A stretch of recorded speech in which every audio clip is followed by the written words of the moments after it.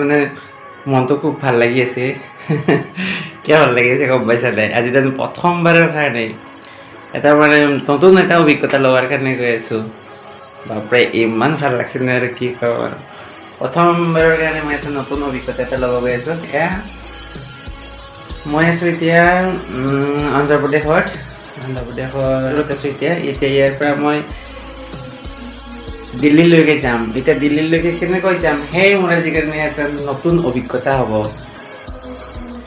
গতিকে ক'ম বাৰু কি অভিজ্ঞতা হয় আজি নতুন। এয়া মই সাজু হৈছোঁ পূৰা ফিট এনে কাৰণে কাপোৰ পিন্ধি লৈছোঁ। এয়া মোৰ বেগ ৰেডি হৈছে।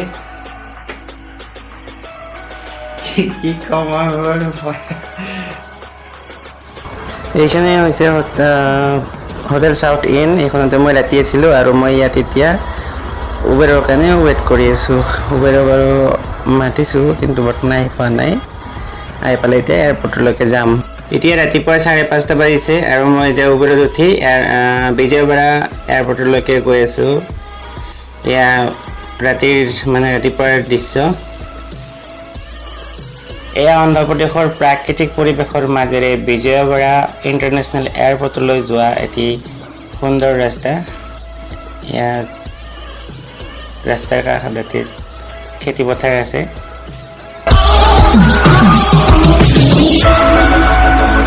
অন্ধ্ৰপ্ৰদেশত যিটো ভাষা কোৱা হয় সেই ভাষাটো হৈছে তেলেগু ভাষা। চ' এই যে চাইনবোৰ্ডখন দেখিছে, চাইনবোৰ্ডখনৰ লেফ্ট চাইডে লিখা আছে তেলেগু ভাষাত আন্তঃৰাষ্ট্ৰীয় টাৰ্মিনেল, ডমেষ্টিক টাৰ্মিনেল বুলি লিখা আছে। চ' এইটো হৈছে এয়াৰপৰ্টলৈ যোৱাৰ মানে ডাইৰেকশ্যন। চ' মনটো বহুত উগুল থুগুল লাগি আছে। এতিয়া গেটটো দেখা পালোৱেই। বাপৰে বহুত ভাল লাগি আছে। অলপ দূৰ গ'লে আৰু এয়াৰপৰ্ট পাই যাম। চ' আহক এতিয়া এয়াৰপৰ্টত উপস্থিত। ভাই ফাইনেলি গাড়ীৰ পৰা নামিলোঁ। ৱাও, এইটোৱে দেখোন। এতিয়া যাওঁ ভিতৰত, কেনেকৈ যাই সুধি পিছি ভিতৰত প্ৰৱেশ কৰিব লাগিল। বহুতে কয় যে শুনিছোঁ বহুত বোলে য'ত এয়াৰপৰ্টত মানে বহুত জানিব লাগে। চাওঁচোন মোৰ বাৰু কি হয়। ভোলেই বাবা কি জয় হো, সেই বোলে না তুমিহে জানা আজি কি হ'ব। বিচাৰি পাওঁ না নাপাওঁ গৈ ভিতৰত।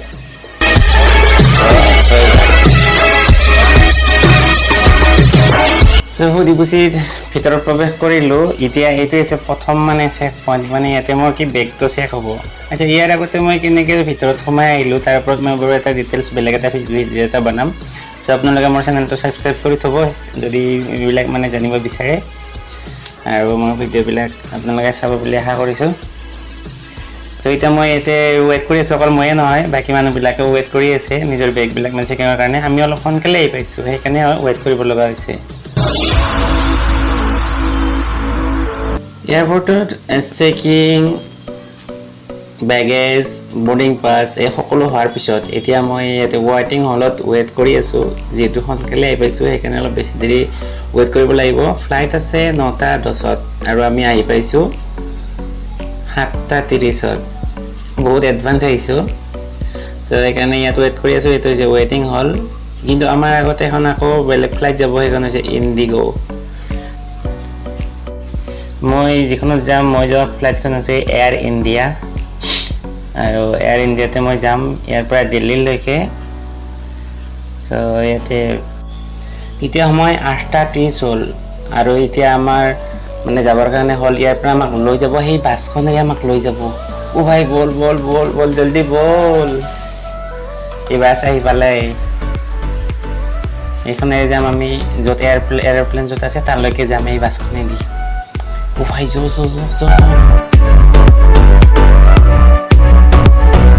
এয়া মই গেটেদি পাৰ হ'লোঁ আৰু ইয়াতে বৰ্ডিং পাছটো দেখুৱাইছোঁ। সেইখনে আছে বাছ। আজি এৰোপ্লেনত উঠিম। এতিয়া আমি গৈ আছোঁ বাছেৰে। এইবিলাক হৈছে ইণ্ডিগোৰ বাছ, মানে ইণ্ডিগো যিবিলাকে যাব এইখন বাছেৰে লৈ যাব। আৰু এয়া হৈছে আমাৰ বাছখনত। এয়া চাওক কি ধুনীয়া ৰাস্তা। খুব দূৰত যে দেখা পাইছে সেইখনে হৈছে আমি যাব লগা এয়াৰ ইণ্ডিয়াৰ মানে ফ্লাইটখন। ইয়েছ মানুহবিলাক আহি পাইছে আমি আহি পালোঁ এইখনতে মই এতিয়া উঠিম ইয়েছ বা কেনেবা লাগিব উঠিলি মাথাই ঘূৰাই না কিয়ে কৰে চেৰ কেতিয়াও উঠিব নোৱাৰোঁ আৰু আজি প্লেনত উঠিম এয়া মই ফ্লাইটৰ ভিতৰত বহি আছোঁ আৰু মোৰ চিটটো পৰিছে একদম লাষ্টৰ চিট কিন্তু ভাগ্য ভাল যে মোৰ চিটটো খিৰিকীৰ কাষত পৰছি এইটো মই ধুনীয়াকৈ গোটেই মানে পৰিৱেশটো চাই যাব পাৰিম কেনেকুৱানো দেখি আকাশৰ পৰাই আৰু এতিয়া 9টা বাজিল 9টা বজাৰ লগে লগে আমি যিখনেদি উঠিছিলোঁ এইখন পিছফালে সেই যে লৈ গৈ আছে সেইখনেদি আমি ফ্লাইটত উঠিছিলোঁ আৰু এইখন এতিয়া লৈ গ'ল কিন্তু আগৰ এৰোপ্লেনখন চলাই নাই চাচোন মোৰ কাষত যে বহিছি টোপনি গেলেই ই সদায় উঠি মানে পুৰা ঘূৰু হৈ গৈছে সদায় উঠে কিজানি সেইকাৰণে বাছত বহাৰ দৰে উঠিয়ে টোপনি মাৰছি মাৰ বাবা মাৰ টোপনি মাৰ মই টোপনি নাই দেই আজি ফাইনেলি মই বহি থকা এৰোপ্লেনখনৰ আগৰ দৰ্জাখনৰ সেই যে চিৰিটো মানুহ উঠা যে চিৰিটো সেইটো লৈ গ'ল আৰু এতিয়া আমাৰ প্লেন চলিব সেই যে মানুহজন দেখিছে কিবা হাতখন যে দাঙি আছে তেওঁ মানে হাতত এখন ৰঙা ফ্লেগ লৈ থিয় হৈ আছে আৰু তেওঁ সেইখন মানে গুচাই দিয়াৰ লগে লগে আমাৰ ফ্লাইটখন যাবলৈ আৰম্ভ কৰিব এইটো মানে ট্ৰেফিক পুলিচৰ দৰে হয় এতিয়া আমাৰ ফ্লাইটখন মানে বেক হৈ আছে আচলতে মই ভাবিছিলোঁ যেতিয়া বেক হৈ আছিল মই ভাবিছিলোঁ যে ফ্লাইটতো বেক গিয়াৰ থাকে নেকি পিছে নহয় সেই ভুলটো বাৰু ভাঙিছে পিছত ফ্লাইটত বেক গিয়াৰ নাথাকে মানে ফ্লাইটখন কি কৰে ঘূৰাই দিয়া হয় এখন মানে ট্ৰেক্টৰ যে থাকে এয়াৰপৰ্টত সেই ট্ৰেক্টৰৰ সহায়ত ফ্লাইটখন মানে ঘূৰাই দিয়ে ৰানৱেত ঘূৰাই কিনি পঠাই দিয়ে আৰু এতিয়া আমাৰ ফ্লাইটখন বেক হৈ আছে মানে কি বেক কৰি কিনি ৰানৱেত মানে সেট কৰি আছে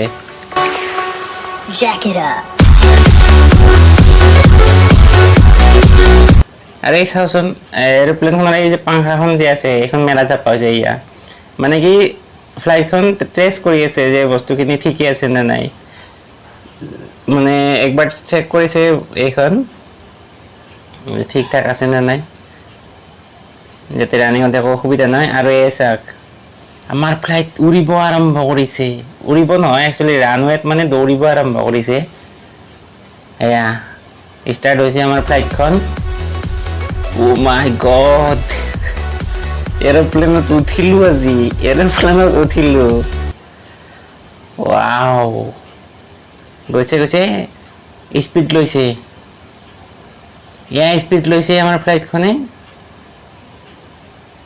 এই উঠিব আৰু স্পীড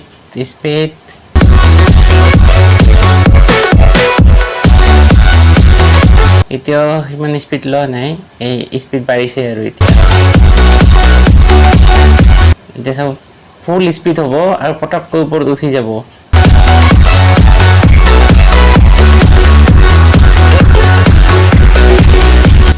ইয়াৰ ভিতৰত মানুহবিলাকে ধুনীয়াকৈ বহি আছে ৱাও যিটো থপ কৰি আছে দেই এয়া আমাৰ ৰানৱেত পুৰা আহি গৈছে এতিয়া চলো হ'ল নাই উঠিল 1 2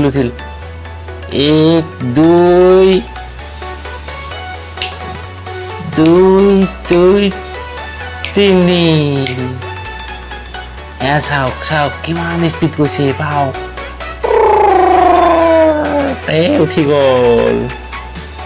গ'ল মাটিৰ পৰা উঠিছে ওপৰত ও মাই গড ৱাও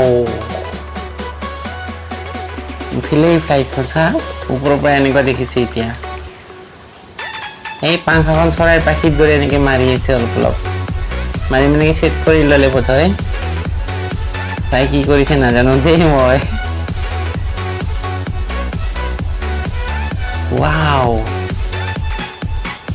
ও মাই গড এনেকুৱা দেখি নেকি ওপৰৰ পৰা ৱাও এই ঘূৰিল অলপ ঘূৰাই দিছে দেখোন আচ্ছা টাৰ্ণিং লৈছে তাৰমানে আমাৰখনে ও মাই গড ফিলেম প্লেন প্লেন বুলিয়ে ক'লো আৰু এইয়া চা উঠিছে ওপৰৰ পৰা এনেকুৱা দেখিছে অন্ধ্ৰপ্ৰদেশখন তাৰমানে ওপৰৰ পৰা এনেকুৱা দেখা পায় ৱাও এই ওপৰত কিবা ৰৈ থকা যেনে লাগে যদি মানে ইয়াৰ পাংখাখন যদি চোৱা যায় এৰোপ্লেনখনৰ ৰৈ থকা যেনে লাগে যা গমেই নাপায় কৃষ্ণ কৃষ্ণ হে প্ৰভু যাতে ভালে ভালে যাই পাওঁ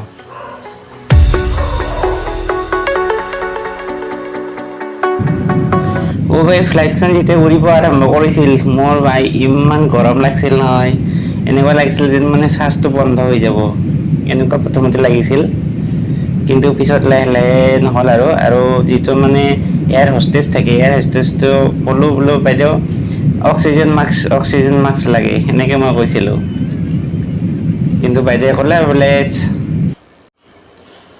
বাইদেৱে কৈছে ভয় কৰিব লগা একো নাই অলপ সময় পিছত ঠিক হৈ যাব তাৰপিছত এই চিটৰ মানে হাৱাটো মোৰ ফালে অহা কৰি দিছে আৰু মোৰ লাহে লাহে এডজাষ্ট হৈ গৈছোঁ এয়া চাওক আকাশৰ পৰা মানে এনেকুৱা দেখি যেতিয়া আমাৰ এৰোপ্লেনখন যেতিয়া ওপৰত উঠি গৈছে এনেকুৱা দেখিছে মেঘবিলাকৰ ওপৰত আমাৰ এৰোপ্লেনখন উৰি আছে আৰু আমাৰ তলত মেঘবিলাক আছে মেঘবোৰৰ কাৰণে মানে পৃথিৱীখন মানে মাটিত কি আছে একো দেখা নাপায় একদম পাহাৰ সদৃশ মেঘ মানে আচৰিত ভাবা নাছিলোঁ যে এনেকুৱা আহে দেখি আকাশখন ৱাও মজা আহিল বহুত ভাল লাগিল এটা কথা কি জানেনে যে এয়াৰ ইণ্ডিয়াত মিলটো ফ্ৰী হয় মিল মানে যে আহাৰ এটা মানে সুষম আহাৰ এটা ফ্ৰী থাকে আৰু এয়া আমাক সুষম আহাৰ দিছে মই যিটো শাওনৰ মাহ চলি আছে গতিকে মই ভেজিটেবল লৈছোঁ ইয়াত অৱশ্যে নন ভেজো পোৱা যায় ফ্লাইটৰ ভিতৰত ধুনীয়াকৈ নন ভেজ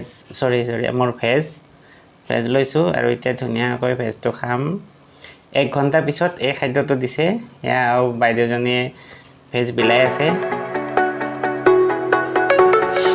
মিল শেষ হোৱাৰ পিছত এনেকৈ ধুনীয়াকৈ চাহ আৰু কফিও দিয়ে সেইটোও ফ্ৰী চাহ কফিৰ ভিতৰত যি খাব পাৰি মই অৱশ্যে কফিয়ে খাইছোঁ ভাবিলোঁ আৰু ফ্লাইটত আহিছোঁ যেতিয়া কফিয়ে খাই লওঁ আৰু চাহ আৰু কি খাম সদায় খায়ে থাকোঁ এয়া মই কফি লৈছোঁ আৰু কফিৰ লগত গাখীৰটো এক্সট্ৰাকৈ দিয়ে কোনোবাই যদি গাখীৰ খাব বিচাৰে খাব পাৰে নাখাব পাৰে আৰু গাখীৰটো দিলে এনেকৈ মিক্স কৰি ল'ব লাগিব চেনীৰো এটা সৰু পেকেট দিয়ে চ' চেনীটো গুলি ল'ব লাগিব ধুনীয়াকৈ খাই লৈ আৰু এতিয়া মানে এনজয় কৰাহে কৰে আৰু এটা কথা গম পাইছে না যে এৰোপ্লেনখনৰ যেতিয়া ওপৰত উঠি গৈছে ভাবছিলোঁ এৰোপ্লেন মানে একো জাকৰা তাকৰা নাহে কিন্তু নহয় মানে এৰোপ্লেনতো জাকৰা উঠে মানে মাজে মাজে ঝটকা মাৰাৰ দৰে হয় আৰু বিশেষ মানে প্ৰব্লেম হয় যেতিয়া এৰোপ্লেনখন ওপৰত উঠি যায় আৰু মাজতে নামি আহে সেইখিনি সময়ত অলপমান শ্বাস লোৱাত মানে অলপ প্ৰব্লেম হয় আৰু যদি মানে সেইটো ফিল কৰা যায় কিন্তু যিবিলাক মানে অভ্যাস হৈ গ'লে বোধহয়টো নহ'ব আৰু এইটো নোহোৱাৰ প্ৰমাণ মই নিজে পালোঁ যে 1 ঘণ্টামান এৰোপ্লেনখন চলাৰ পিছত আৰু মোৰ মানে সেই ভাৱটো নোহোৱা হৈছে মই মানে নৰ্মেল হৈ গৈছোঁ মানে যেনেকৈ নচলা কিয় মোৰ একো প্ৰব্লেম হোৱা নাই চ' সেইকাৰণে কওঁ যে প্ৰথম অৱস্থাত অলপমান হয় তেনেকুৱা মানে শ্বাসটো ৰৈ যোৱা যেন পাওঁ বা পাবও পাৰে কিন্তু ভয় কৰিব লগা একো নাই এয়া চাওক পুৰা মেঘৰ মাজে মাজে গৈ আছে মেঘৰ কাৰণে একো দেখা নাপায় কিন্তু বাপৰে এই ফ্লাইটৰ যিটো মানে পাইলট আচৰিত অৱশ্যে পাইলট বুলি কথা নাই এয়া আহি আমি মানে নামিবৰ হ'লে এইখন হৈছে দিল্লী আকাশৰ পৰা দিল্লীখন এনেকুৱা দেখি এয়া আমি গন্তব্যস্থান পাব অৱস্থা আৰু 15-20 মিনিটৰ ভিতৰত আমাৰ মানে ফ্লাইটখন তলত নামিব ফ্লাইটৰ পৰা দিল্লীখন এনেকুৱা দেখা পায় এয়া দিল্লীৰ ছবি আকাশমাৰ্গত সম্পূৰ্ণ 2 ঘণ্টা উৰাৰ পিছত এয়া আমাৰ ফ্লাইট আহি ইন্দিৰা গান্ধী ইণ্টাৰনেশ্যনেল এয়াৰপৰ্ট দিল্লী অৱতৰণ কৰিছে 2 ঘণ্টা আকাশমাৰ্গত উৰি এয়া আমি এতিয়া ফ্লাইটৰ পৰা নামিবলৈ সাজু হৈছোঁ। চব মানুহ নুমিছে যিহেতু মই একদম পিছৰ চিটত বহিছিলোঁ, গতিকে আগৰবিলাক চব নামা শেষ হ'ল আৰু এতিয়া মই নামি আছোঁ। এয়া চাওক ভিতৰতো এনেকুৱা ফ্লাইটৰ, ৱাও, সম্পূৰ্ণ এচি হয়। ইয়াৰ ফ্লাইটৰ পৰা নামি আছোঁ আৰু সৌ দূৰত আমাৰ বাছখন ৰৈ আছে, সেই বাছখনেদি উঠি আমি ইয়াৰ পৰা মানে ওলাই যাম।